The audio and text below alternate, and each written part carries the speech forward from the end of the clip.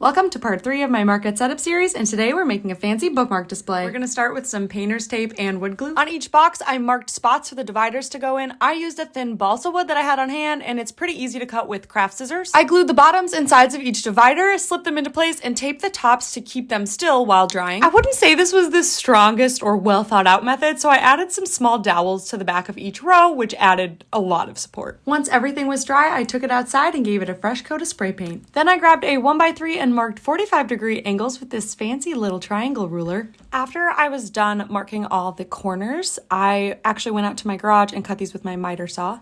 It would be much easier just to do straight cuts, and I would totally recommend that. I didn't get a chance to film it, but I did stain all the edges in special walnut, 3 coats to be exact. And then I use this fancy method to fold everything together. I do get a little stressed here, but I use masking tape on the outsides to hinge the corners and fold it up like a puzzle. I left one side open so I could slide the box in, and then I glued the edges and clamped it overnight. After the glue held everything together, I filled the gaps with wood filler, sanded everything down, and restained it so it all matched.